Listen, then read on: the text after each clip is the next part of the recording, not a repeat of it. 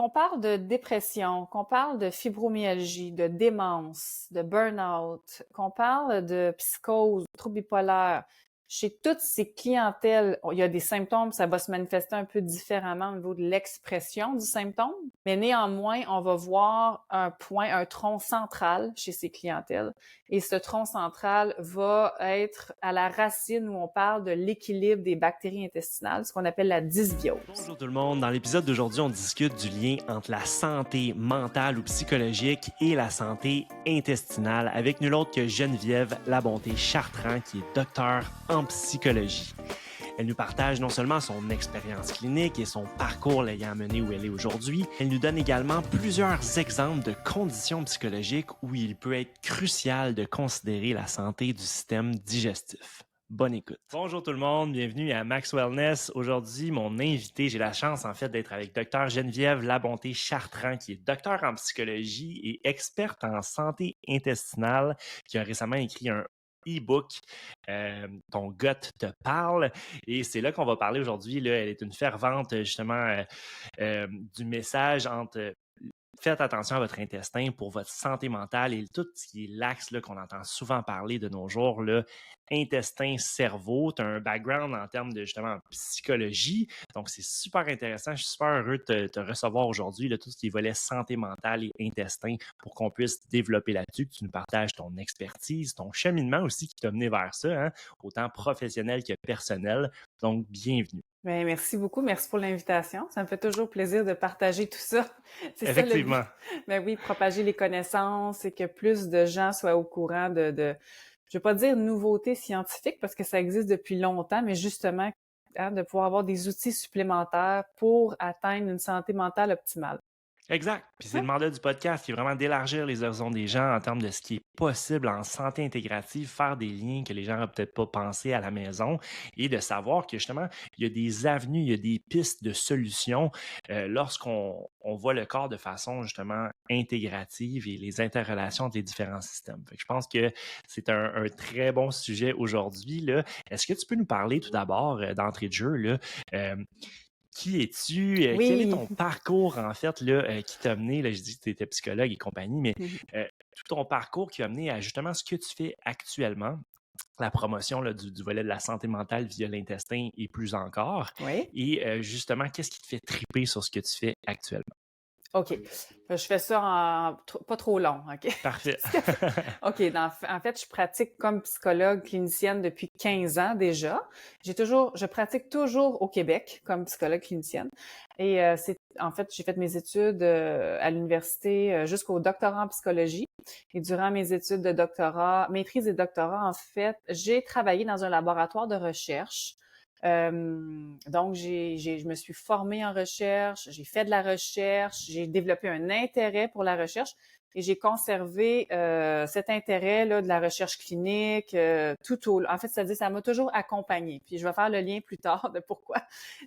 Beaucoup de gens ignorent que les psychologues, même cliniciens, on doit faire de la recherche. Hein, on est formé puis on apprend et c'est une partie importante de notre parcours et ça nous aide vraiment à donner des cliniciens aiguisés, avoir un esprit critique et tout ça. Donc, quand j'ai eu mon diplôme de maîtrise en poche, j'ai occupé un poste en psychiatrie. Donc, j'ai travaillé en psychiatrie pour à peu près 9 ans et je faisais différentes choses. Donc, je faisais encore de la recherche, j'étais clinicienne. Tu sais, on est un peu comme, on fait plusieurs choses dans les professionnels souvent, là. Mais lors de mon premier emploi en psychiatrie, j'ai eu une grossesse, j'ai eu mon bébé, Olivier, mon fils, qui a maintenant 15 ans. Et c'est lui qui m'a vraiment éveillée, ouvert sur la santé globale, parce qu'il est né avec des problèmes de santé.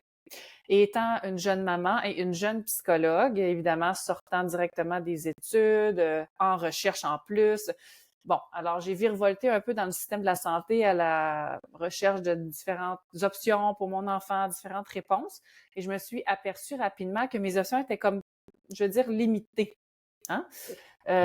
Pour les enjeux de santé que mon fils présentait. Et j'ai décidé comme chercheur de commencer à faire de la recherche puis de trouver moi-même des solutions, bien qu'il y avait des professionnels de la santé impliqués dans le dossier, des professionnels extraordinaires. J'étais déjà en holistique avec un ergo, un naturopathe, un physio. je cherchais à savoir certains inconforts que subissait mon enfant, à quoi ils étaient dus.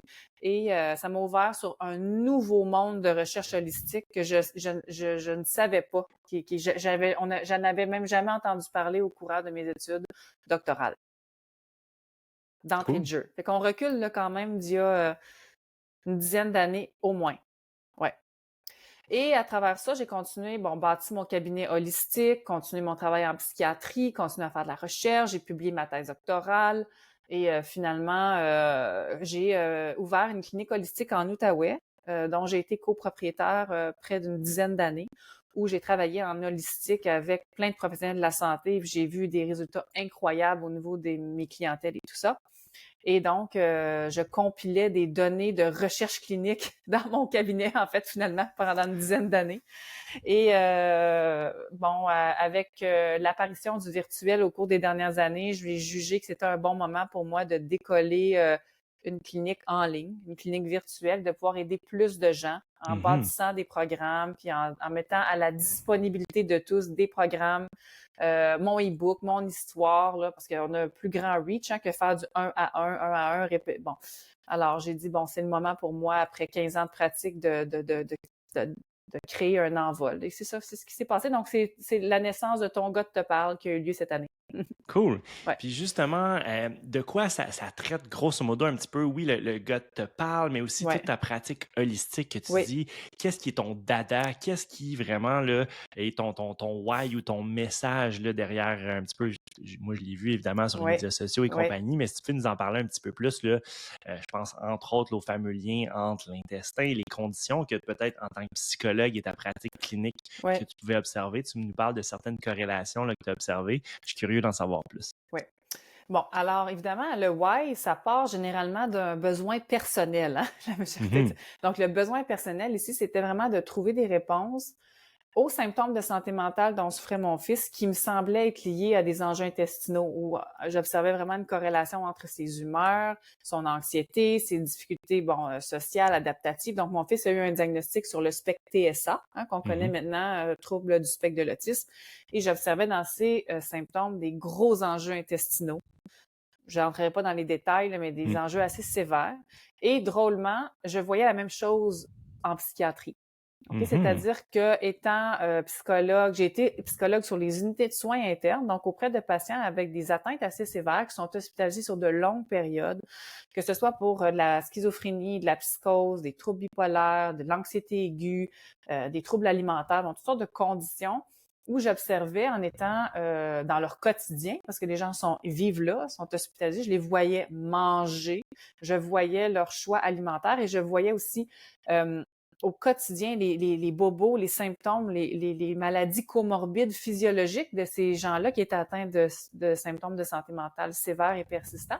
Et c'était impossible de ne pas faire de corrélation. C'est-à-dire que par exemple, en psychiatrie de l'adulte, j'observais que 9 patients sur 10 souffraient de constipation chronique, maux de ventre, diarrhée, des gros enjeux d'évacuation et brûlement d'estomac, tout ce qui touche à la digestion, là. Tu sais, il y a plusieurs symptômes, mais des maladies du côlon, des brûlements d'estomac sévères, la plupart d'entre eux médicamentés avec des réducteurs d'acide. C'était assez frappant parce que ça faisait partie des combinaisons pharmaceutiques ou pharmacologiques des recommandations. Et je me disais, je faisais des liens entre, OK, mon enfant a eu un diagnostic du spectre TSA, j'observe des symptômes similaires chez des clientèles adultes au niveau intestinal. Qu'est-ce qu'il y a à comprendre ici? Fait que ça, c'est d'une part. Ensuite, je me suis promenée au niveau des clientèles adolescentes aux unités de soins, même chose. Quand je voyais des adolescents qui avaient toutes sortes d'enjeux au niveau de la santé mentale, anxiété sévère, dépression, même chose, des enjeux intestinaux, des enfants qui ont des historiques de digestion difficile, de constipation. Bon. Et évidemment, au cours des 8-9 années où j'ai été là avec mon fils qui, à côté, je faisais des essais de certains changements alimentaires, je me suis dit, là, il y a trop de données pour que ce soit une coïncidence.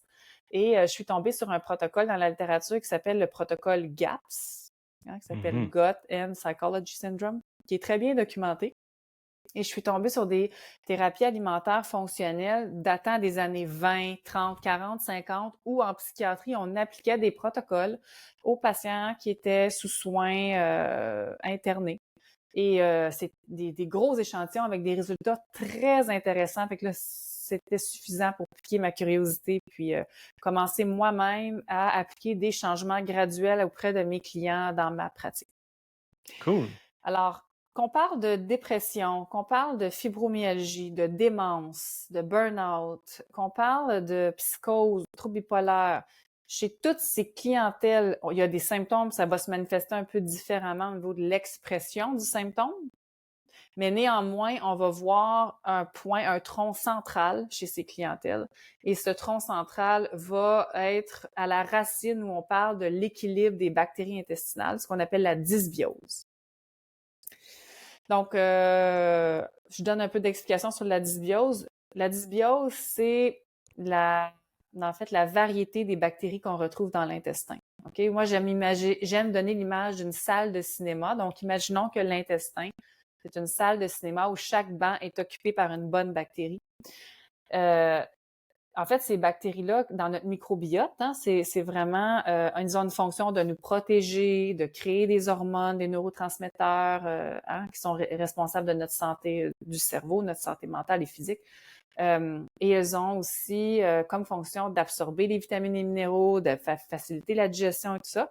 Et si ces bancs de cinéma ne sont pas, les bactéries qui occupent ces bancs de cinéma ne sont pas bien nourries, eh bien, elles meurent et elles cèdent la place à ce qu'on appelle les bactéries opportunistes. Et ce sont ces bactéries opportunistes-là qui vont créer un déséquilibre puisque ces bactéries opportunistes, elles, se nourrissent de mauvais aliments. Hein? Elles vont se nourrir de sucre, d'amidon, de maïs, en fait, des aliments qu'on ne veut pas. Et lorsqu'elles sont en plus grand ratio, ça va créer ce déséquilibre qui s'appelle la dysbiose. La dysbiose est bien documentée dans la littérature comme étant le premier facteur d'inflammation intestinale. Et dès que l'inflammation intestinale apparaît, il y aura différentes conséquences, mais entre autres de ramollir, si tu veux, l'étanchéité de la paroi intestinale. Et là, une fois que l'étanchéité est pas aussi bonne, c'est comme avoir un parapluie avec des trous. C'est que tu vas avoir une grosse pluie puis on va se faire mouiller. Donc, les pathogènes, microbes, allergènes, virus, tout ce qu'on ne veut pas, on voudrait conserver pour une évacuation des toxines, va pouvoir pénétrer la circulation sanguine puis aller causer des petits problèmes. J'appelle ça un petit party, soit dans le cerveau ou dans d'autres organes du corps. Hein? Je crois que tu l'as bien expliqué. Là, Oui. puis c'est un petit peu ça que je voulais te laisser justement mettre la table là-dessus parce que je veux que les gens à la maison comprennent. On va parler souvent de fameux leaky gut. C'est un petit peu ça que tu es en train de nous décrire. Oui. Grosso modo, justement, un débalancement au niveau de la flore intestinale qui laisse place à la croissance de colonies, soit de bactéries, levures et compagnie, qui ont moins d'affaires là et là, qui vont changer beaucoup notre métabolisme, créer de l'inflammation, autant au niveau local qu'ailleurs, tu l'as bien dit, au niveau du cerveau, qui peut affecter une panoplie de fonctions, dont l'humeur, la cognition, mais aussi on parle de l'inflammation systémique. Moi, je le vois comme chiropraticien au niveau de douleurs chroniques, tu as parlé de fibromyalgie. Douleurs articulaires, arthrite, tout ce qui est en hit inflammatoire. Bref, c'est quelque chose qui est hyper fréquent. Puis c'est pour ça que je suis très content de t'entendre le voir aussi avec ton expertise en psychologie. Je pense que plus ça va, plus en tant que praticien, que clinicien, il y a beaucoup de choses que chacun dans nos bureaux, on observe et que là, la littérature, lentement mais sûrement, commence à confirmer ou donner un peu plus de données derrière ce qu'on observe, qui est des liens empiriques. Mais là, plus ça va, plus il y a beaucoup d'autres données aussi qui s'accumulent pour un peu confirmer ce qu'on observe depuis maintenant longtemps. Exactement. C'est là que j'aimerais qu'on aille vers justement ce que tu as observé, qui est justement pour les gens à la maison qui nous écoutent, qu'est-ce qui vient jouer adversement justement? Oui, il y a ce qu'on mange. Tu nous parles beaucoup aussi souvent là, dans tes publications de l'environnement.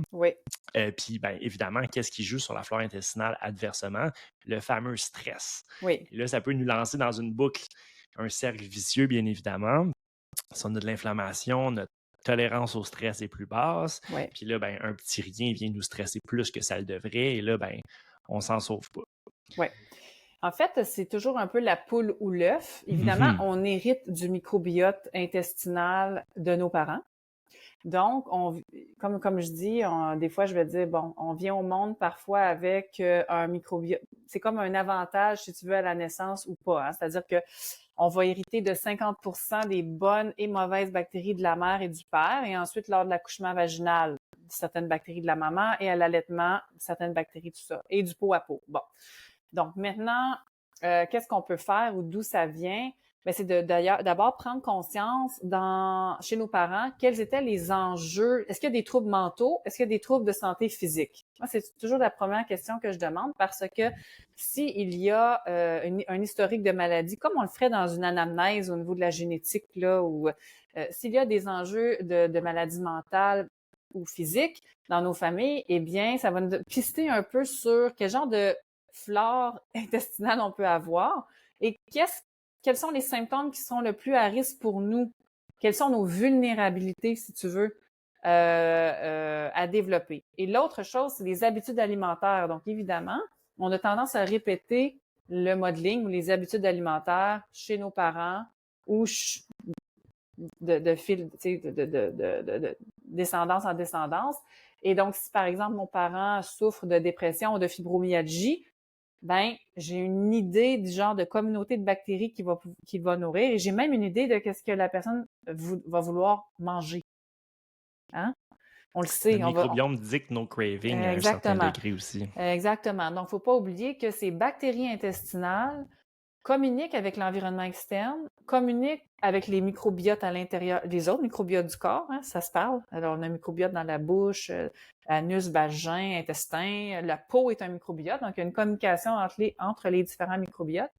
Mais, encore plus important, le microbiote intestinal communique par le nerf vague, envoie des messages à notre cerveau au niveau qui vont dicter nos conduites, nos perceptions et notre gestion émotionnelle. Hein? Et qu'est-ce qu'on va observer chez des gens qui ont, par exemple, des fluctuations de l'humeur ou des gros symptômes, des enjeux de fatigue importants? On va observer des envies alimentaires très spécifiques. Très spécifiques. On va observer, entre autres, des envies pour manger ce que j'appelle le blanc, tout ce qui est farine blanche, amidon, tous les produits céréaliers, le pain, tout ça. On va observer aussi une petite dent sucrée en général. Donc, ces bactéries-là vont venir se nourrir beaucoup de l'amidon, maïs, farine et sucre, principalement. Donc, évidemment, en psychiatrie, quand on regarde les gens manger, qu'est-ce qu'ils vont manger principalement? Ils vont manger des aliments transformés, surtout. C'est ça. Ça a été souvent discuté, même, je dirais même dans les hôpitaux et compagnie, de façon discutable, qu'est-ce qu'ils mangent et tout. Puis je trouve ça fascinant que justement tu énonces ce point-là, que comme psychologue, tu poses la question justement sur un peu comme quand on cherche justement des trucs de maladies génétiques, même chose comme chiropratie, on veut savoir un peu les parents et même les grands-parents, ils ont eu des maladies à savoir qui peuvent être transmises. Oui, on pense, la génétique a souvent le dos large, hein, puis on dit souvent. En anglais, ils disent the genes, they load the gun, mais qu'est-ce qui va pull the trigger?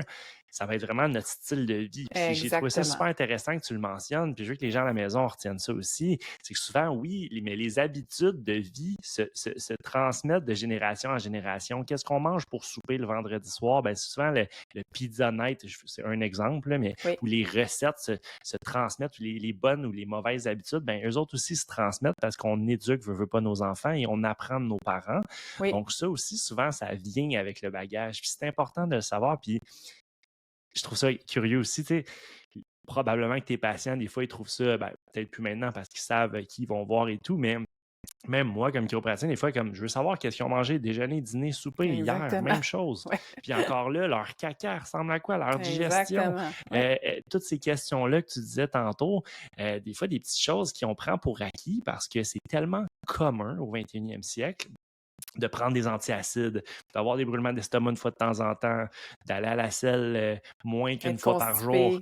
Exactement. Pour les gens, c'est comme, ils ne sont jamais en fait poser leurs questions. Puis même, j'ai un patient qui à un moment donné, il me disait, oui, mais mon médecin, il me dit que c'est normal d'y aller aux 2-3 jours. Je suis comme, écoute, commun n'égale pas nécessairement optimal ni normal.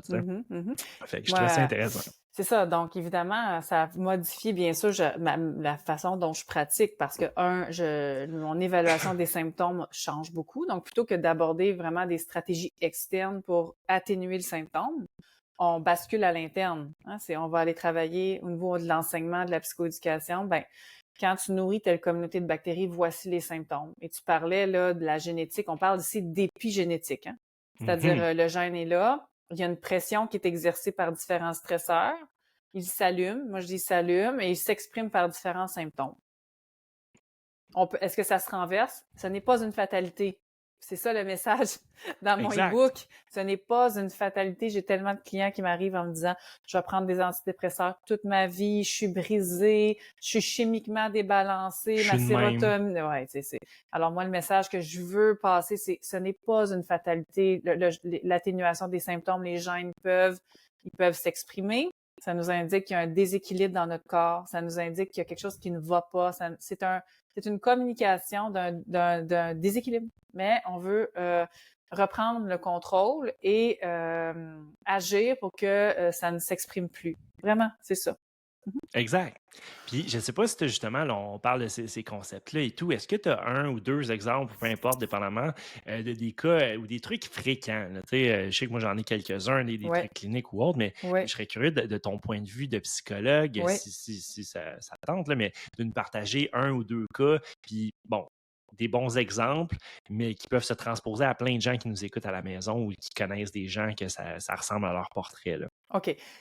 Ben, en fait, j'ai vu des centaines de patients à 15 ans. Fait qu'il y a deux choses qui reviennent beaucoup. Fait que je vais nommer ces deux choses-là. Peut-être que les gens vont se retrouver. Au niveau chez l'adulte, souvent, les gens arrivent dans mon cabinet avec la maladie du siècle qui s'appelle l'anxiété. Hein? Donc, je rappelle que l'anxiété, c'est une famille sur laquelle on retrouve, en tout cas, on retrouvait 7 troubles. Là, le DSM change un peu de définition, mais disons, bon, dans son expression clinique. Et souvent, les gens vont me dire, une des causes les plus communes de consultation, c'est les fameuses attaques de panique. Okay?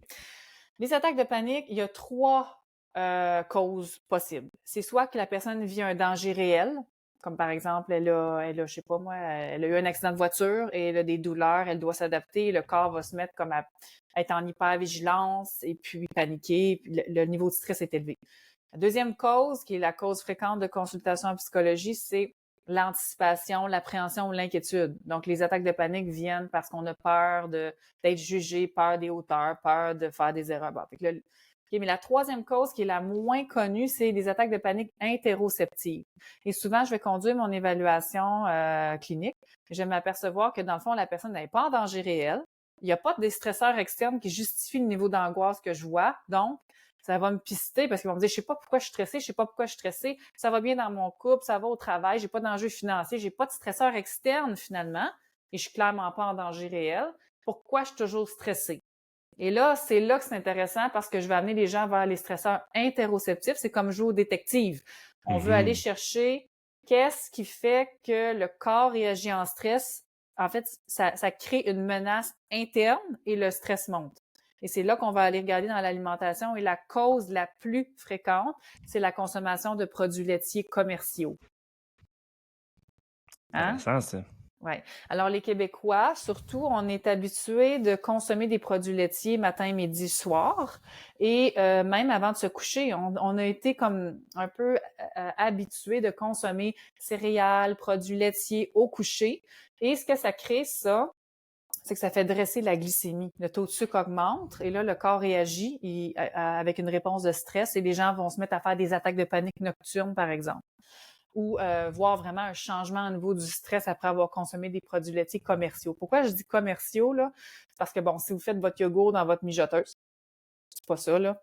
Mais c'est-à-dire, il y a moins de chances aussi vous consommez vraiment des produits de très haute qualité, tout ça. Mais en général, la consommation de produits laitiers est vraiment corrélée avec ce symptôme-là. Donc, ça m'est arrivé plusieurs fois de dire à mes clients, par exemple, OK, tu viens me consulter pour faire une thérapie cognitive comportementale pour le traitement des paniques. Peux-tu commencer par couper ça? On se revoit dans 3 semaines.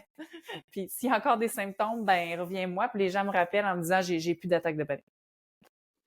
OK? Fait que ça, c'est un Puis, exemple quand même assez marquant parce que je veux dire, les gens voient même pas le lien au début là, entre la panique puis l'ingestion d'un aliment. Là. Effectivement, puis c'est ça qu'on veut justement amener comme message, puis pour nous, tu sais, on le voit régulièrement dans nos pratiques respectives et compagnie, pour différentes raisons et compagnie, ça a des gros impacts aussi autant de vos Oui, neuromusculo-squelettiques, tout à fait. évidemment. Puis c'est ça, souvent on le voit, on va éliminer un groupe ou certains aliments qui sont un petit peu plus les coupables là, Oui, communs, oui. puis les personnes me reviennent, puis hop, finalement, crème, mes Ça va douleurs, bien, ça j'ai plus fait oh mal, combien de j'ai plus. temps? C'est ça. Exactement, puis Mhm. hey, sais-tu quoi?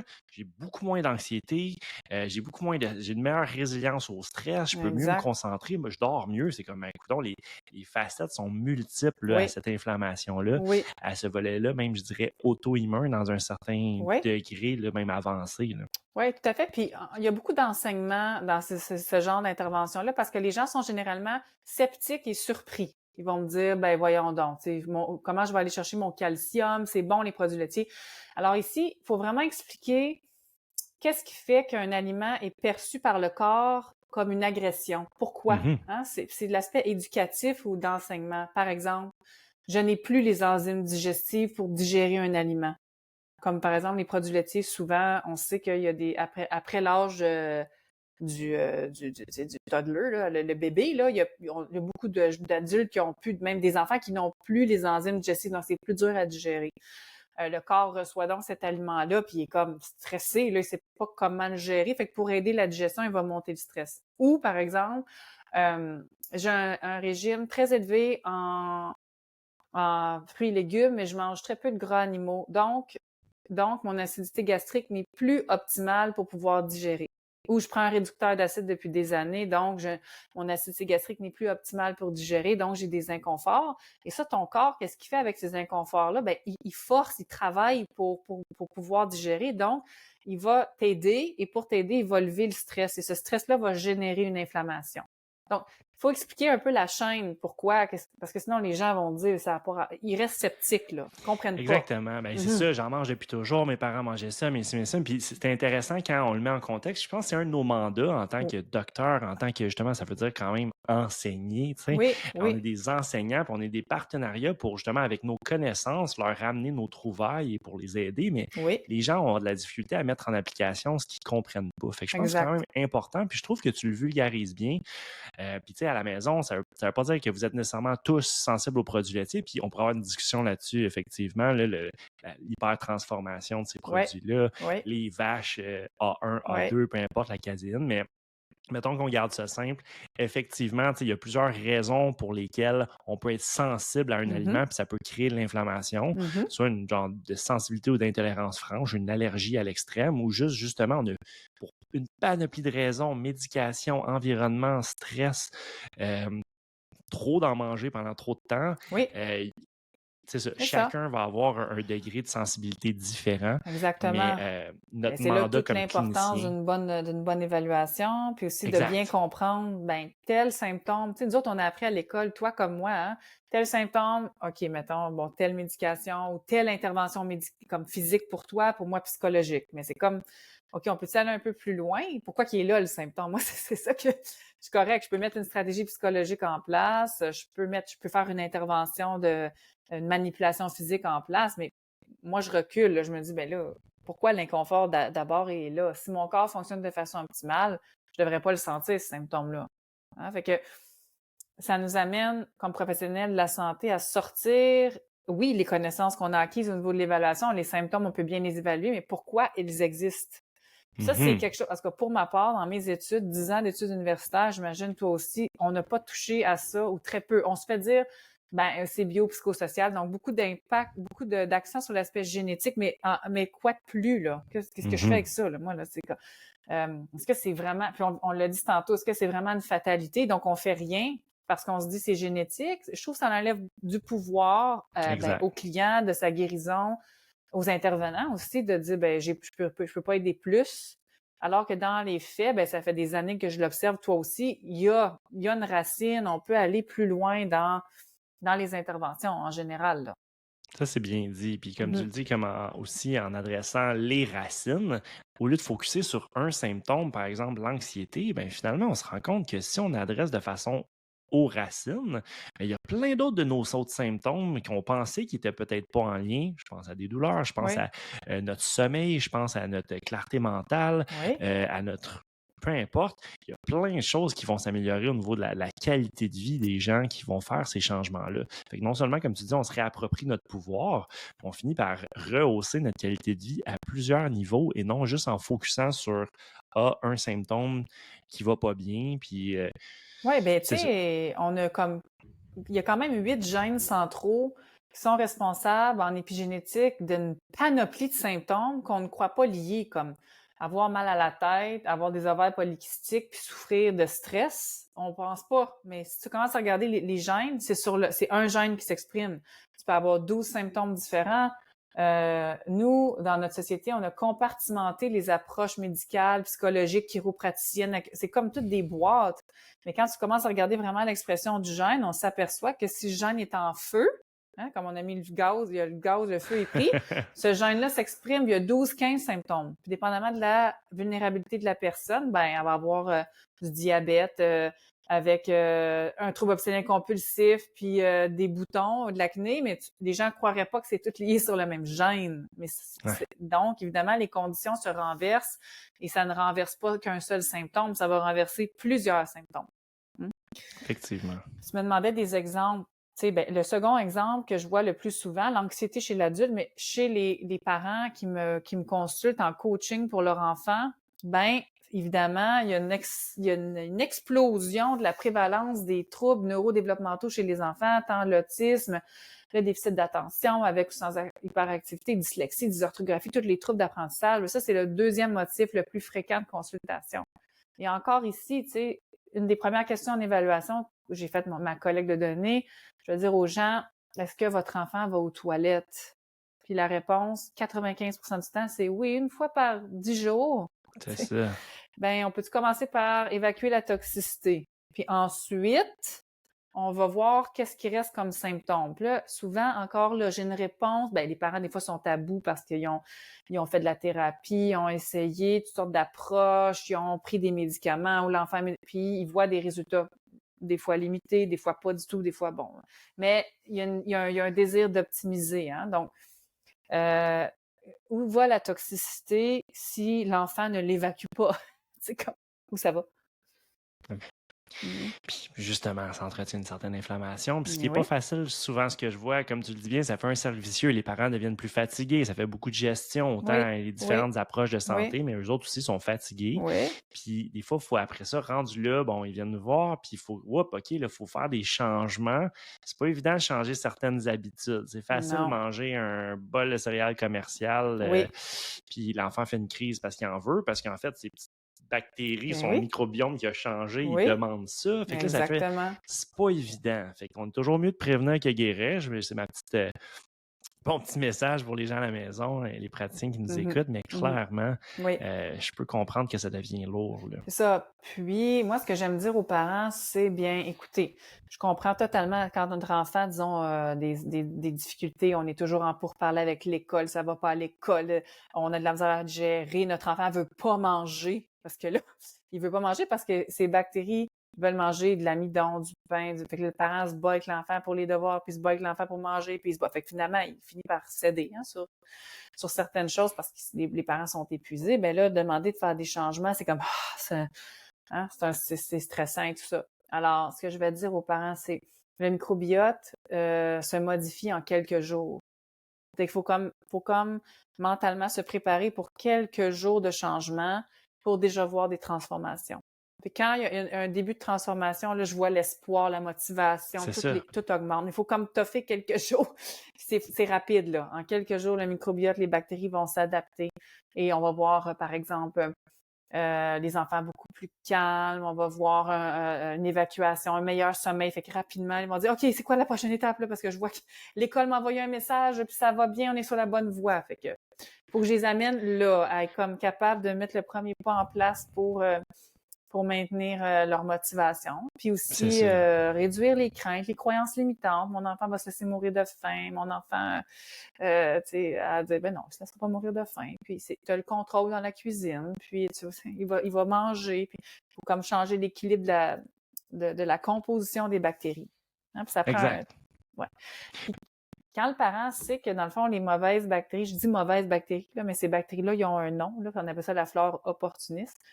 quand le parent comprend que dans le fond, l'enfant, il n'est pas possédé, là. C'est vraiment les mauvaises bactéries qui envoient des signaux quand l'enfant fait des crises ou des outbursts, qui se pitch à terre. Ou là, il se dit, ah, mais me sens, c'est comme, je trouvais que c'était pas mon enfant. Puis on dirait qu'il revient à lui plus tard. Puis, oups, m'excuse, maman, puis je voulais pas faire ça. Puis là, c'est ça, on veut comme faire proliférer cette bonne communauté de bactéries-là, puis nourrir les autres pour qu'elles s'évacuent, là. Exact. Puis j'ai vu combien de cas. Puis tu sais, moi, c'est comme chiropraticien d'un point de vue neuromusculo-squelettique. Fait que j'imagine même pas dans ton cabinet et tout, mais comment que c'était le jour et la nuit après, une fois. Puis tu l'as bien dit, il faut quand même prendre le temps. Ça revient à donner des bonnes explications. Il faut que les gens comprennent Oui, pourquoi ils le font, oui. puis qu'est-ce que ça implique, à quoi s'attendre dans les prochains jours. Il y a un petit volet de detox, on va dire ça comme ça, Psychoéducation, qui des fois. détox. Exact. Mhm. Et à partir de là, en modulant le microbiote, justement, soit à l'aide de différents trucs, mais Oui, aussi juste en changeant les bases, les habitudes de vie, l'alimentation. oui. Souvent, là, l'enfant, le jour et la nuit, puis il y a des gens là, justement, qui me reviennent les larmes aux yeux, comme on ne le reconnaît plus pour le mieux. Oui. Puis, tu sais, les avantages outrepassent typiquement l'inconvénient temporaire de faire ces changements-là, Oui. pour tous. Ben, pour je toute la pense famille. aussi qu'il y a une influence un peu de notre société. Ben, je le pense pas, je le crois, puis je l'observe. Mhm. Fait que c'est deux choses, là. Mes croyances, j'observe ça. C'est on s'est tellement fait, je vais dire le mot driller, là, qu'il n'y a qu'une seule approche, c'est la pharmacothérapie qui fonctionne. Puis aussi beaucoup comme les approches alternatives, ce n'est pas scientifique. Ça, c'est des commentaires que je reçois. Est-ce que c'est scientifique? Ben, tu sais, moi, j'ai fait de la recherche pendant des années. Je suis capable de lire la littérature. Les protocoles existent. J'aurais aucun avantage à aider les gens en créant quelque chose de toute pièce. Et en même temps, si on veut une avancée, il faut aussi créer un peu des choses des fois C'est ça. pour sortir d'un carcan qui existe, qui a des limitations. Mais je vois que le message est très, très, très, très solide, là. C'est comme, les gens doutent, ils sont sceptiques. C'est dur de croire que la puissance de l'alimentation peut avoir autant d'effets sur notre mental et notre physique. Pourtant, c'est vraiment la base. La base de la santé, c'est le carburant. Mhm. C'est le carburant.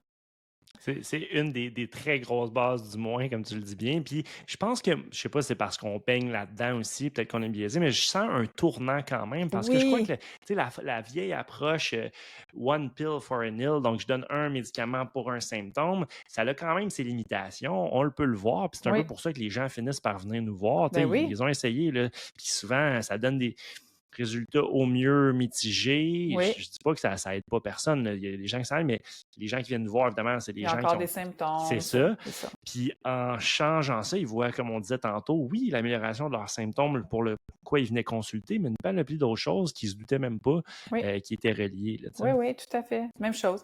Puis, évidemment, comme on travaille tu sais, un peu on travaille tous dans nos silos un petit peu. Tu sais. Toi, tu le Mhm. vois au niveau des interventions musculaires, squelettiques, neurologiques. Moi, je le vois au niveau psychologique. Mais finalement, tout Mhm. ça, c'est tout en interrelation. Hein? C'est-à-dire que Exact. ça va ensemble. Puis, c'est dur de départager les symptômes, mais ouais, c'est ça. On Mais reste je dans trouve que nos... ça ouvre aussi la porte pour une belle collaboration interprofessionnelle. Tu sais, Exact. les cas récurrents, difficiles ou autres. Pensez que, tu sais, puis là, on parle d'un aspect. Est-ce que tout est relié assurément? Tu sais, c'est plus complexe quand même que ça, mais de comprendre à quel point ça vient beaucoup jouer le fameux microbiome sur le cerveau. Puis c'est Oui, pour ça que j'aime beaucoup ton message. C'est que si on aide ça, on va faciliter de loin tout le reste, puis tu peux en témoigner de ta pratique, même chose de mon côté. Je pense que l'idée de comprendre que d'ouvrir une porte autant aux praticiens qui nous écoutent, tous les professionnels de la santé, que les gens à la maison. Savez-vous que si vous n'êtes pas victime de votre diagnostic, il y a des choses que vous pouvez faire dans toutes vos habitudes de vie dès maintenant, oui, demain, tantôt, au oui, prochain repas, oui. Un pas à la pour fois. optimiser. Oui, Ouais. exact, exact.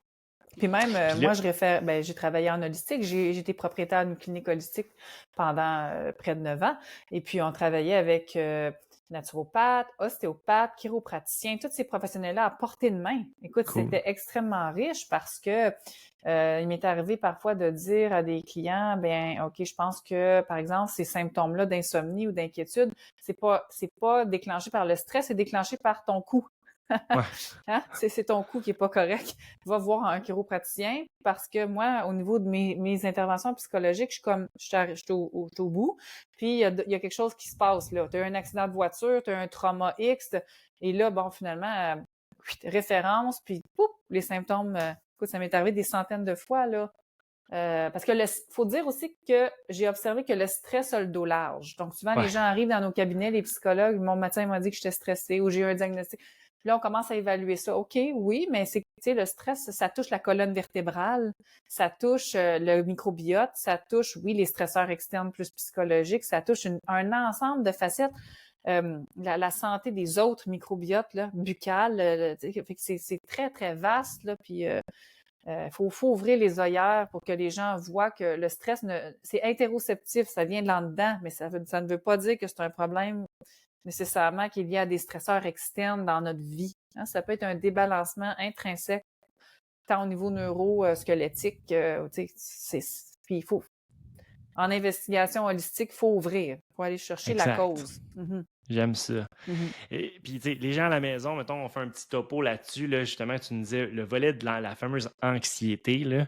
On a aussi le volet des troubles de l'attention, Oui, d'hyperactivité chez les jeunes oui, comme chez les adultes. oui, J'ajouterais à ça, pour nous faire un top 3, évidemment, les douleurs chroniques. oui, Mettons, là, mais pensez qu'il y a potentiellement un lien. Sachez, en fait, qu'il y a fort potentiellement un lien, ou moins avoir une grosse portion d'aide qui peut se passer non seulement, oui, dans votre assiette, mais dans votre intestin par certains changements qui peuvent vous aider beaucoup avec ça. Donc, exactement, voilà. exactement. Fait que, oui, Puis, évidemment, pour les gens qui s'intéressent, c'est un oui, e-book qui va de long en large là, autour de ça, oui, bien évidemment. Si tu peux nous oui, en parler un petit peu plus, qu'est-ce oui, qu'il contient? C'est destiné à qui? oui. Pourquoi? Puis où est-ce qu'on le trouve, évidemment? OK. Ben mon e-book, c'était un peu le début pour moi d'une carrière en ligne, hein, parce que j'ai vendu ma clinique et j'ai décidé de me lancer en ligne pour avoir le loisir de voyager avec ma famille. Et puis donc, c'est ce que je fais depuis un certain temps déjà. C'est comme l'aboutissement de connaissances des 10 dernières années et le début d'un partage de connaissances ouvertement sur le web. Donc, ça contient mon why, donc pourquoi j'ai commencé à m'intéresser à la santé intestinale. Donc, je parle de mon histoire personnelle, mon fils, son diagnostic de TSA, mes recherches. Grosso modo, je vulgarise un peu les récentes données et l'évolution de la recherche sur l'inflammation intestinale et le lien entre la santé mentale et la santé intestinale. J'offre dans ce petit e-book des pistes, des trucs pour s'alimenter, comment faire des petits changements, qu'est-ce qu'on regarde, qu'est-ce qui est important au niveau des viandes, des poissons, certains mythes par rapport à la santé mentale et je donne mes coups de cœur en lecture pour les gens qui veulent aller plus loin. Ça contient à peu près ça. Tu sais, c'est un e-book. Donc, Très cool. Mais quand même. ouais. À la suite de ça, cet été, j'ai lancé, c'était un test pour aller voir les commentaires des gens, voir l'ouverture, voir comment ça serait accueilli.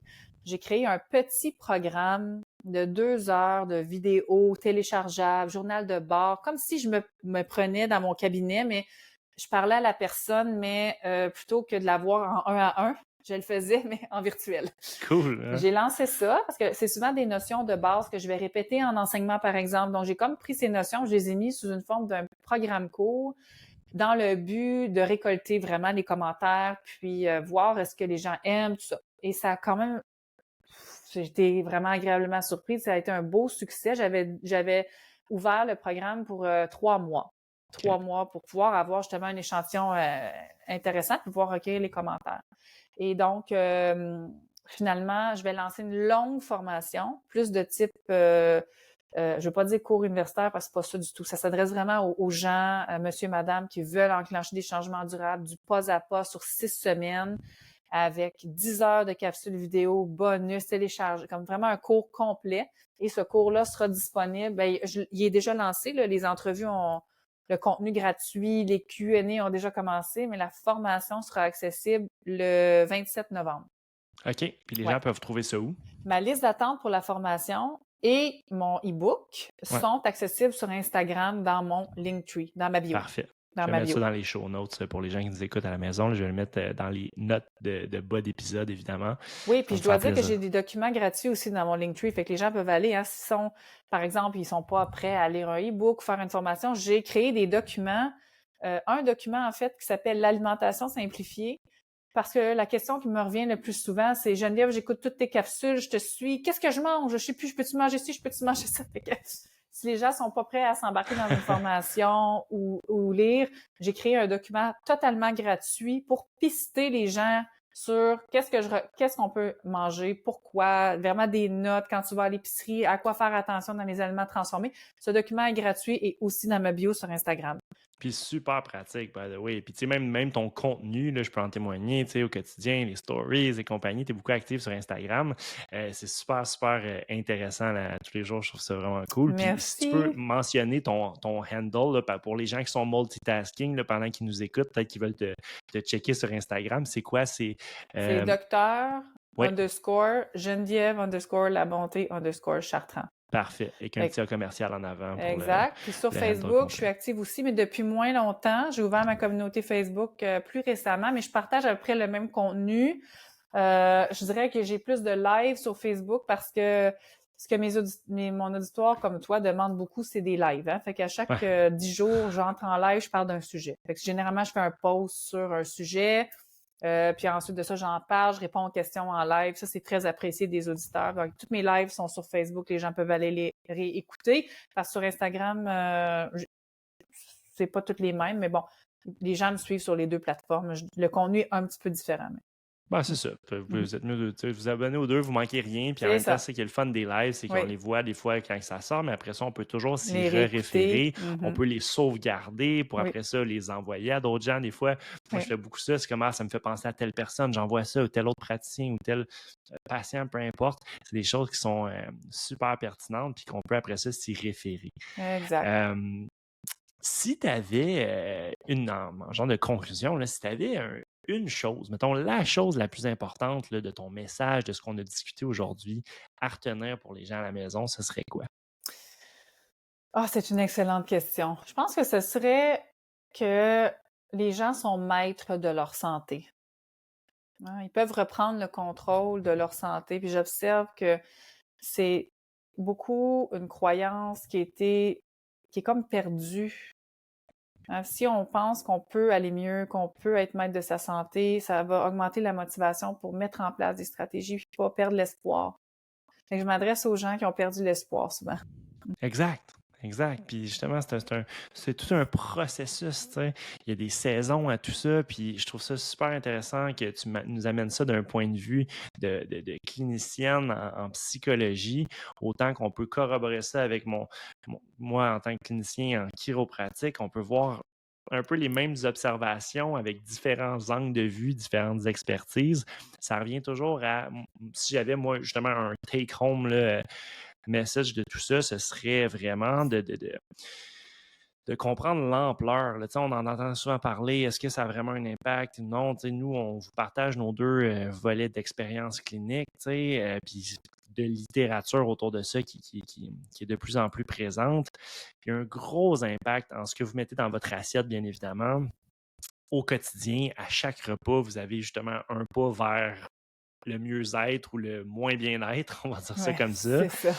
Puis après ça, sachez qu'il y a des pistes. Oui, le microbiote, mais qu'est-ce qui l'influence? Encore une fois, le stress, oui, ce qu'on mange, après toutes les habitudes de vie essentiellement, mais aussi Les notre toxines, environnement. c'est ça, les toxines Puis environnementales. tu Mhm. vas en parler aussi beaucoup, je pense, là, tu as une formation prochainement sur la La neurotoxicité, neurotoxicité. Mhm. l'intestin, santé mentale. Puis ça, on en a moins parlé un petit peu, mais tout ce que j'appelle souvent l'exposome, ce à quoi au 21e siècle, juste en vivant normalement, on est exposé. On parle souvent des pesticides, on parle Oui, souvent des moisissures de l'air, oui, champs électromagnétiques, j'ai fait un épisode là-dessus. Bref, tous les stresseurs, la lumière bleue, c'est toutes des choses qui peuvent venir jouer essentiellement sur notre physiologie, sur notre exact. microbiome aussi. Fait que, Exactement. Exactement. On va commencer souvent par ce qui est le plus proche des gens, c'est-à-dire l'alimentation, mhm, mais on peut pas, tu sais, j'ai vu des cas de gens en psychiatrie surtout, où je suspectais que les épisodes de psychose, par exemple, étaient causés par une exposition aux moisissures. Et puis, pourquoi? Ben, l'historique, je sais où les gens vivent, tout ça, puis et c'est le cas. Maintenant, c'est bien documenté comment on peut même faire des tests pour savoir si on est intoxiqué aux moisissures, par exemple. Et c'est comme une drogue. Hein? Les gens viennent avoir des enjeux de santé mentale. Je vois aussi, si je regarde la littérature dans les années 50, on liait l'exposition à la schizophrénie, l'augmentation des cas de schizophrénie aux pesticides de la culture du blé. Ça date, Hmm. là. Ça date qu'on a ces données-là, puis on sait, là. Mhm. Exact. Je trouve Mhm. ça super. Puis ça revient à justement de rencontrer des praticiens comme toi, comme moi, comme peu importe les gens qui ont ce volet-là intégratif. Puis notre message est aussi pour partager aux autres professionnels de la santé de savoir qu'il y a potentiellement un lien, que nous, on observe dans nos bureaux ces liens-là aussi, Oui, que la littérature confirme aussi. Puis oui, à partir de là, sachez que vous pouvez soit référer à d'autres personnes ou autres et juste de comprendre que des fois, tu sais, c'est la priorité, comme tu l'as bien dit dans ton volet interdisciplinaire, des fois, c'est oui, ça peut être en psychologie, d'autres fois avec un chiropraticien, des fois ça peut être justement avec un coach, un nutritionniste. Il y a beaucoup, beaucoup de choses à aller fine-tuner, puis chacun, ça va être différent, d'où la beauté. Bon, en clinique, c'est vraiment sur une base individuelle, tu l'as bien dit, d'aller voir avec une bonne anamnèse, un bon examen physique, voir, OK, c'est où qu'on commence là, avec l'individu que j'ai devant moi. T'sais. exactement, Puis d'aller exactement. chercher le plus gros retour sur investissement, parce que des fois, de se pitcher partout, je dis tout le temps ça, la meilleure façon d'arriver nulle part, c'est de s'éparpiller partout. Fait qu'on On va va aller pas chercher trop les gros, diluer. identifier les gros morceaux, puis Mhm. on commence là avec ce qui est plus facile aussi pour le patient de faire. Puis à partir Exact. de là, Un c'est un pas à la fois. processus. Faut juste comme, Exact. Tu c'est l'as bien vraiment un dit. pas à la fois. Puis là, les gens voient, ah, je dors mieux. Ah, tel symptôme s'est éteint. Ah, j'ai eu moins d'anxiété. Là, C'est la encourageant. motivation, on va voir le désir, là, puis d'enclencher des changements. Ça. Fait que, il y a beaucoup des interventions, tant comme chiro que comme psychologue, aux croyances. Les croyances sont toujours là, hein, soit limitantes, mais elles viennent jouer ou dans la perception, ça va être un volet d'intervention très important dans tout changement.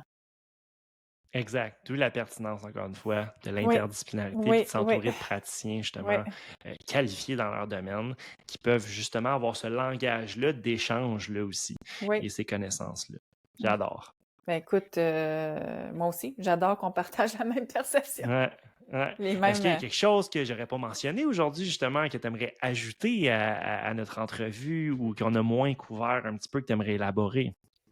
Ben écoute, pour les gens qui ne me connaissent pas, ils ont du contenu à découvrir sur mes réseaux. Ça fait quand même presque 1 an que je publie activement à toutes les semaines, donc il y en a pour un petit bout à récupérer le tout. Pour les gens qui me connaissent, ben ils me suivent partout sur les plateformes. J'ai beaucoup de gens qui attendent avec impatience le lancement de la formation en novembre, qui sera la neurotoxicité, la santé mentale et la santé intestinale. Dans tous les cas, je je te remercie de m'avoir invité à ton podcast parce que c'est comme ça, en s'entraidant aussi entre professionnels, en holistique, Mhm. en intégratif, que on, notre voix finit par être entendue, hein, parce je dois dire qu'on est quand même une minorité de Ouais. professionnels à travailler comme ça. Puis ça me fait toujours chaud au cœur d'entendre des commentaires positifs, de voir que les gens vont mieux. Et puis, je pense qu'on a fait quand même un bon tour pour que les gens apprennent à me connaître un petit peu, là. Exact. Moi, c'est mon mandat avec ça. Puis Oui, justement, comme tu dis, ça fait chaud au cœur. Nous autres, notre mission première, c'est d'aider les gens et de partager exactement. ce qui nous passionne parce que justement, on est souvent passé personnellement par un processus qui nous a amené à où est-ce qu'on est là. C'est pour ça que j'étais curieux de savoir Oui, aussi mon ton why. parcours. Oui. Exactement. Puis après ça, de pouvoir juste partager ça aux gens euh, pour qu'ils puissent après ça le partager à leurs proches, à leurs gens aimés et Oui, justement à leurs patients, aux clients et compagnie. Donc, oui, c'est je te super. remercie Mais infiniment d'avoir été avec merci moi aujourd'hui. beaucoup. C'était une super discussion. Je pense que ça va être très informatif pour tous les gens qui nous écoutent. N'hésitez pas à la partager à la maison avec les gens que vous pensez que ça peut intéresser pour que ce message-là puisse être justement atteindre le plus grand nombre de gens possible. Je crois que c'est quelque chose qui est digne de mention. Si les gens peuvent aller mieux ou ils sont découragés par rapport à leurs conditions de santé, tu l'as bien dit, il y a toujours un espoir et c'est de se réapproprier ce pouvoir-là sur notre santé en ayant des fois des horizons un peu plus élargis sur qu'est-ce qui est possible. Donc, Ben oui. ce fut un plaisir, ma chère, Merci beaucoup, et au Maxime. plaisir et Au à bientôt, plaisir. bien évidemment. Bye bye.